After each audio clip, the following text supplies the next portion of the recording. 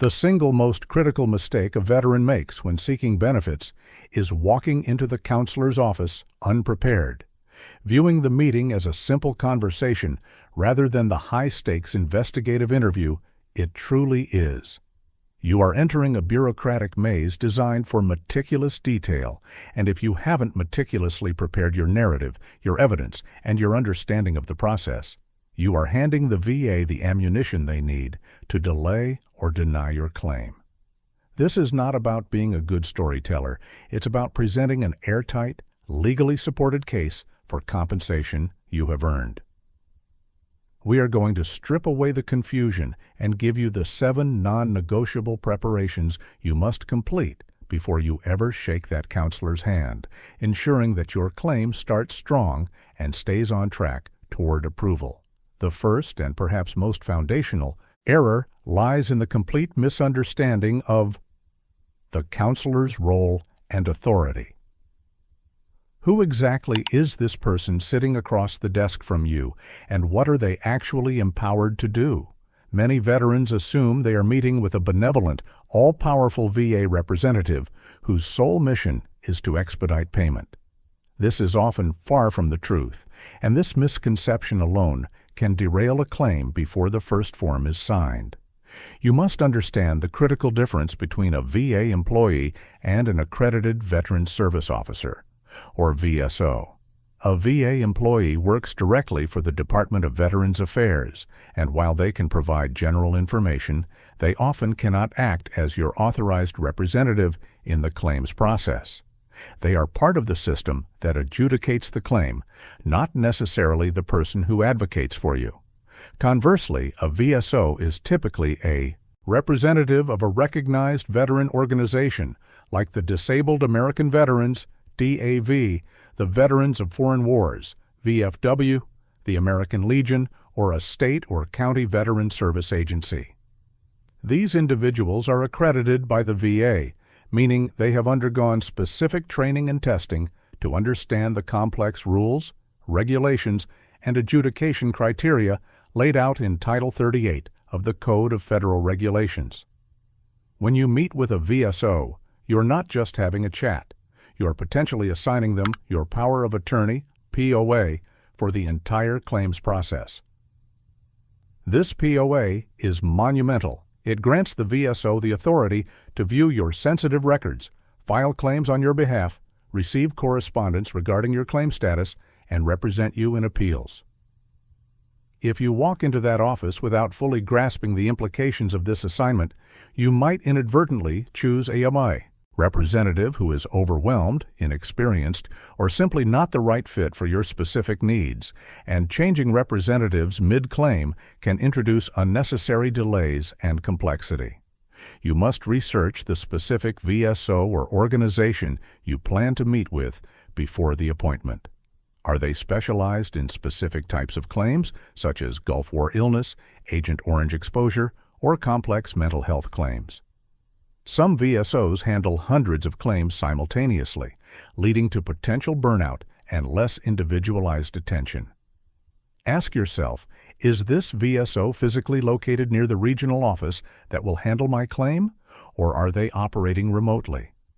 While proximity isn't always essential, a VSO with established relationships and familiarity with the local RO's procedures can sometimes navigate the system more smoothly.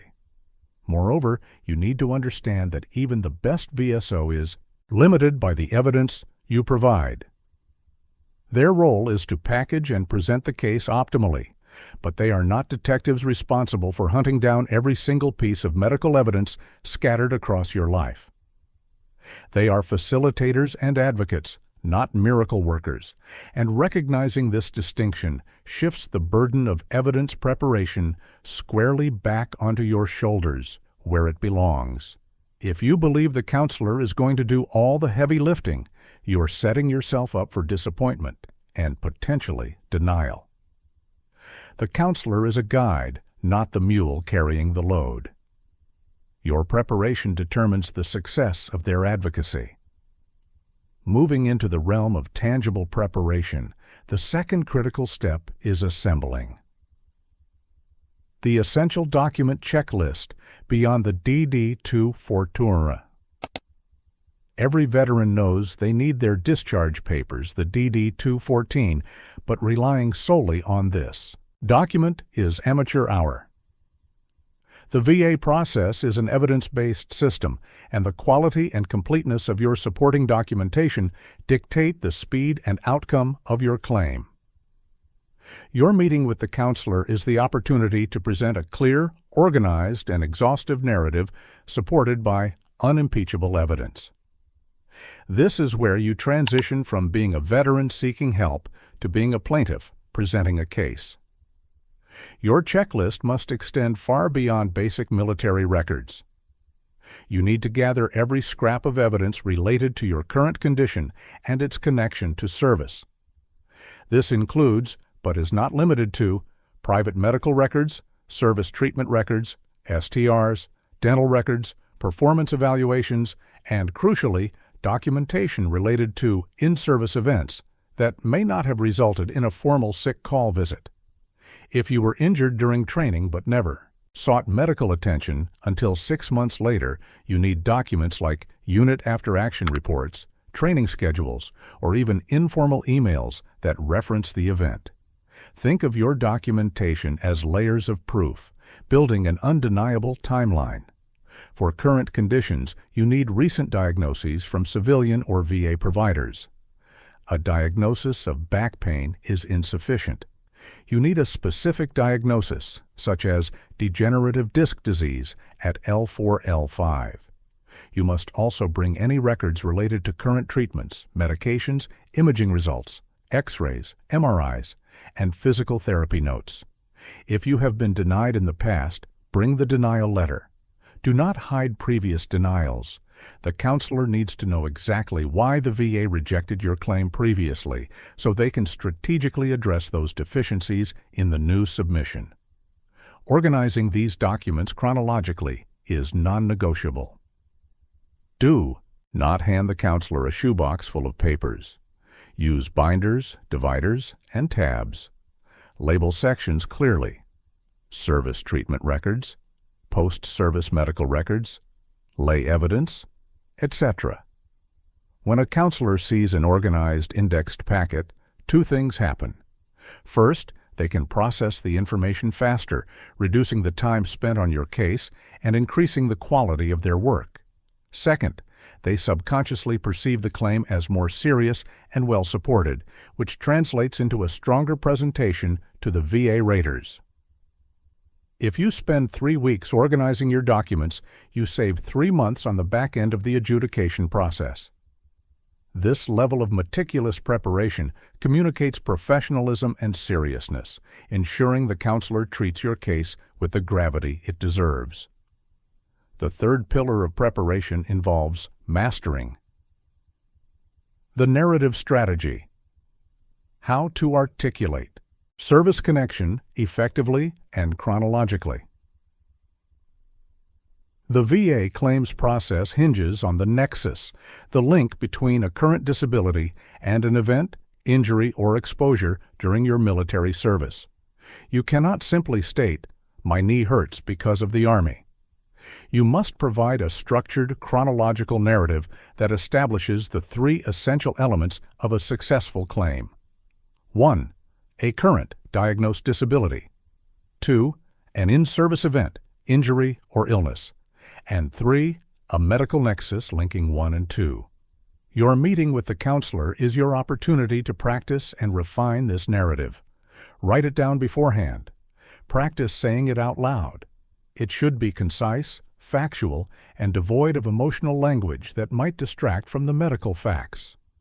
For example, instead of saying, "I was constantly stressed and worried about my unit deployment, and now I have anxiety," a stronger narrative is, "The diagnosis of generalized anxiety disorder, GAD, began manifesting symptoms shortly after my deployment to location in year. The in-service stressor was documented in my personnel file as specific event, e.g., hostile fire incident.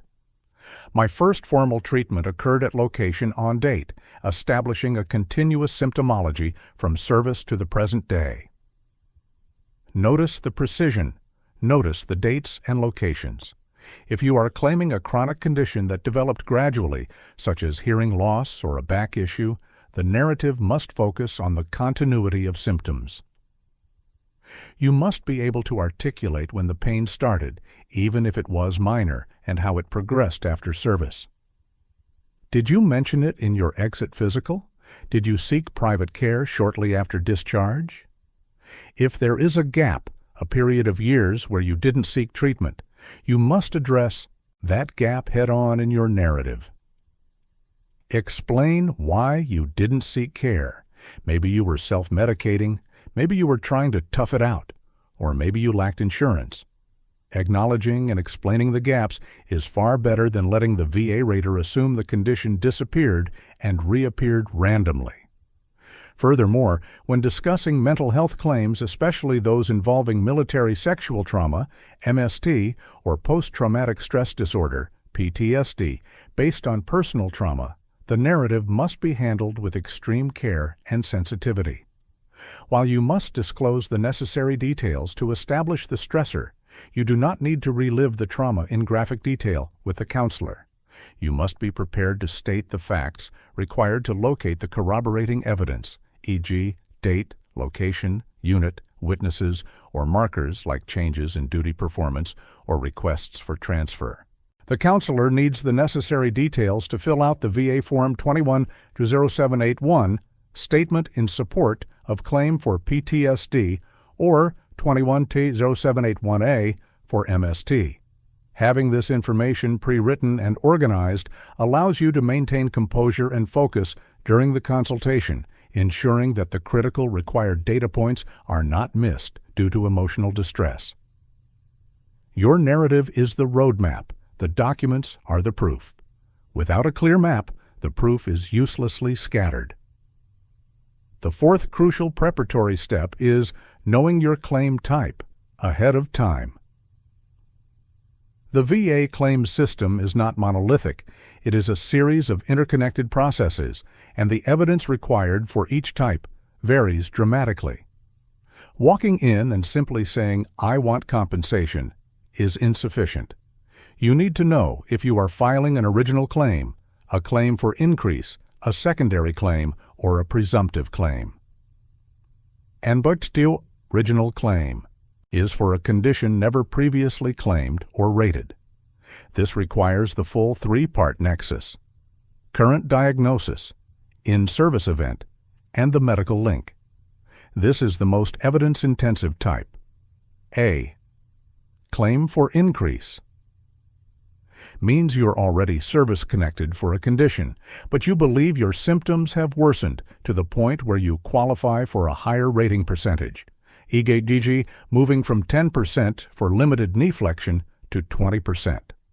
The evidence here is focused exclusively on the current severity and functional limitations. You do not need to reprove the service connection. You need recent medical records demonstrating the increased severity, often showing objective measures like limited range of motion or increased frequency of symptoms. If you walk into the counselor's office with a claim for increase but spend the entire time detailing the original injury 20 years ago, you are wasting valuable time and focusing on irrelevant information.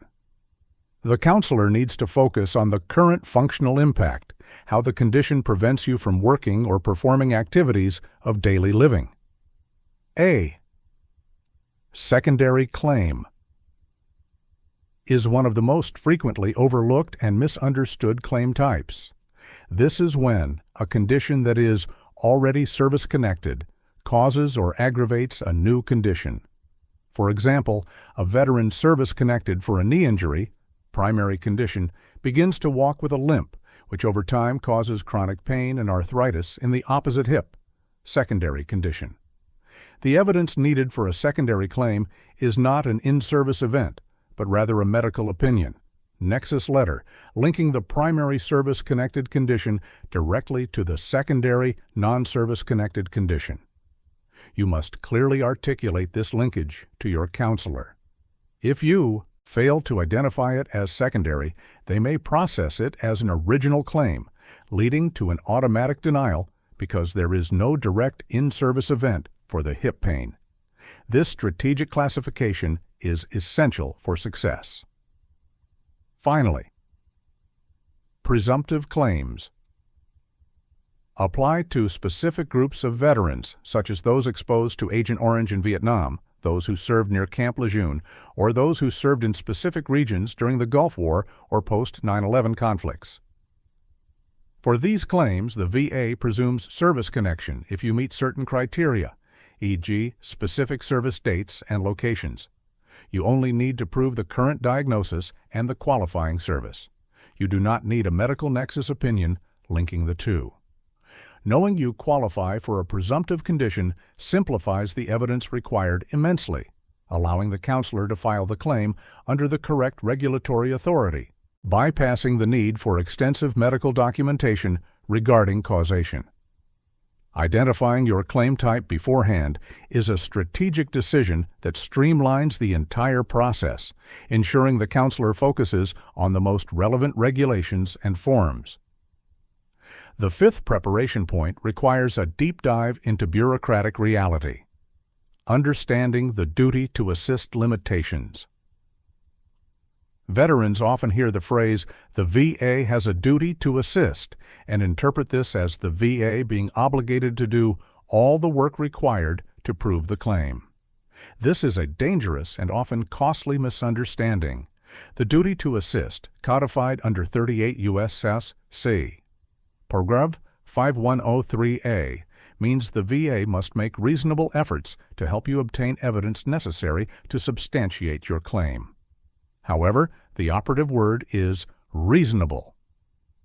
The duty to assist is triggered when you, the veteran, provide sufficient information to identify the records sought. If you simply say, "I saw a doctor in San Diego in 1998, the VA is not obligated to search every medical facility in San Diego for those records. You must provide the name of the facility, the approximate dates of treatment, and ideally, the name of the treating physician.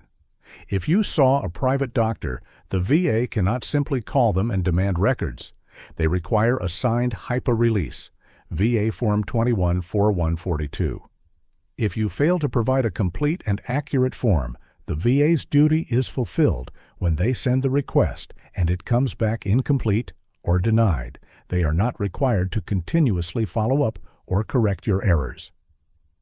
When meeting with the counselor, you must present a meticulously detailed list of every medical provider, military or civilian, you have seen for the claimed condition, along with their addresses and phone numbers. If you do not have the complete address, the counselor can help you find it, but the initial lead must come from you. This preparation prevents the VA from sending out a vague request that results in a no records found response, which the VA often uses as justification for denial. Crucially, the duty to assist does not require the VA to generate evidence favorable to your claim.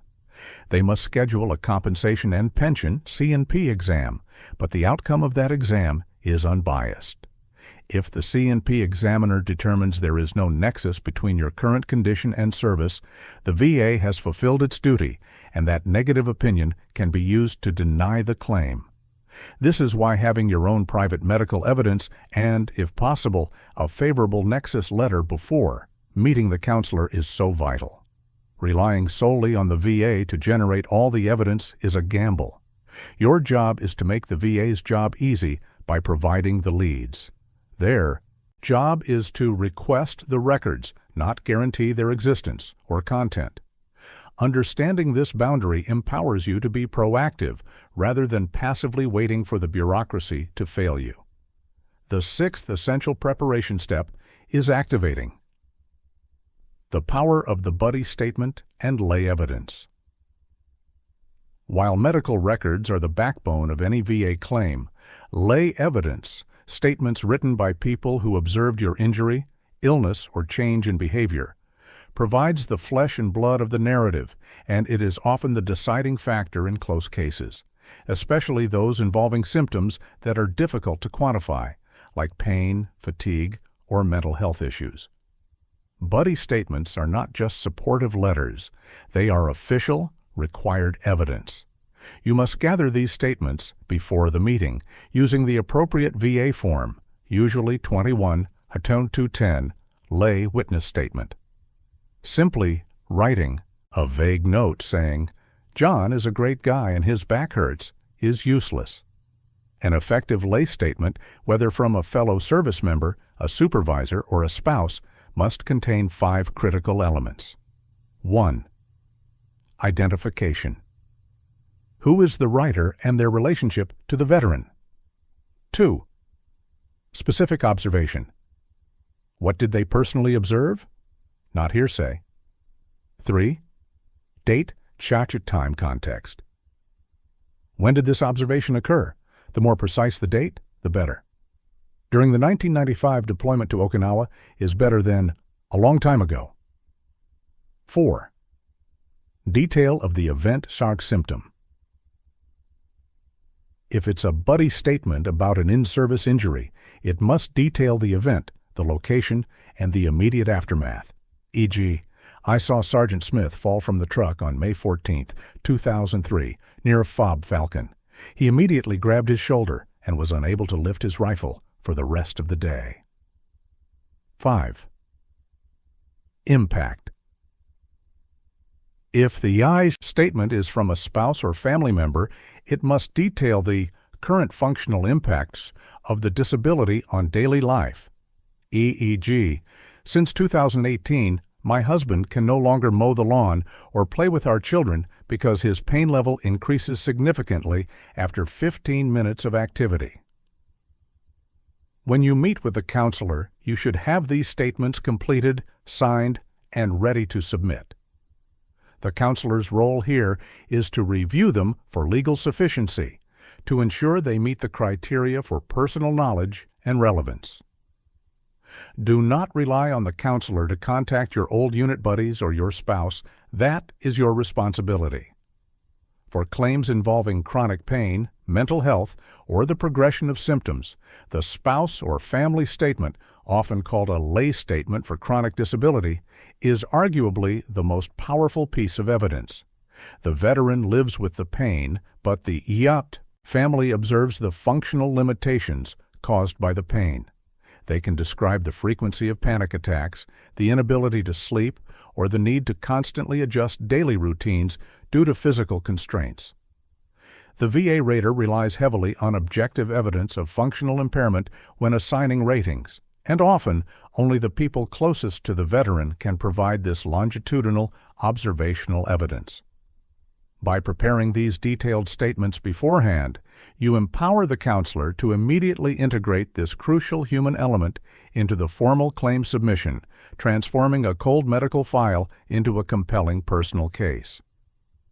Finally, the 7th step, often overlooked in the excitement of submitting the claim, is establishing post-meeting protocol, safeguarding your claim immediately after consultation.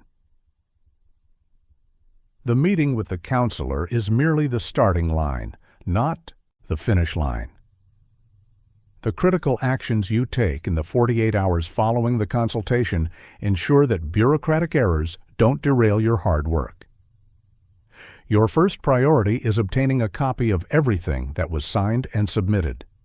This includes the completed application forms, e.g., VA Form 21-526EZ, the Power of Attorney Form, VA Form 2122 or 2122A, and a detailed inventory of the evidence submitted.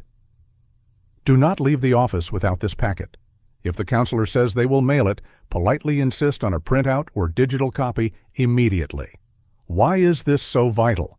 If the claim gets delayed or denied months later, you must be able to verify exactly what the VA received, the date it was submitted, and which forms were used. If the VA loses a piece of evidence or claims a form was incomplete, your copy serves as irrefutable proof of your due diligence. Secondly, confirm the IHRs. Intent to file, ITF, date. If you previously filed an intent to file, ensure the counselor references that date on the application. The ITF establishes the effective date for your benefits, potentially saving you thousands of dollars in back pay. If you did not have an ITF on file, the submission of the claim forms serves as the effective date. Understand and document this date. If the counselor failed to submit the ITF before the claim form, or if they submitted the claim form without acknowledging a prior ITF, you need to address that discrepancy immediately, as it directly impacts your financial compensation. Thirdly, create your own pro-claim timeline and communication log. Checked. This is your personal tracking system. Log the date of your meeting, the name of the counselor, the specific forms submitted, and the expected next steps, e.g., wait for C&P exam scheduling. Every time you receive correspondence from the VA, or every time you call them, log the date, time, the name of the person you spoke to, and a summary of the conversation. The VA system is notorious for poor internal communication, and maintaining your own meticulous log provides an invaluable reference point should your claim get stuck or if you need to appeal a decision. This log transforms you from a passive recipient of VA decisions into an active manager of your claim. Finally, set realistic expectations for the timeline. The counselor likely gave you an estimated processing time, but understand that this is only an estimate. Claims are often delayed due to complexity, regional office backlogs, or the need for additional medical opinions. Do not call the VA or your VSO every week. Instead, agree on a reasonable check-in schedule with your VSO, e.g., once every 30-45 days, and stick to it. Excessive communication clogs the system and does not expedite your claim. Your post-meeting protocol is about establishing a system of verification, documentation, and patient management, ensuring that the momentum you built in the preparation phase is not lost to bureaucratic inertia. The journey through the VA claims process is fundamentally an adversarial one, not in the sense that the VA actively wants to deny you, but in the sense that the system is designed to be highly demanding of proof and structure. By committing to these 7 preparatory steps, understanding the counselor's limited but vital role, assembling a pristine document checklist, crafting an airtight chronological narrative, classifying your claim type strategically, recognizing the limits of the duty to assist, leveraging powerful lay evidence, and establishing a rigorous post-meeting protocol, you transition from being a hopeful applicant to a highly prepared claimant. You are not asking for a favor. You are presenting a case for compensation you earned through service and sacrifice. Preparation is not just helpful, it is the difference between months of frustration and the timely receipt of the benefits you rightfully deserve. Take control of your claim and do not let the bureaucracy dictate your outcome.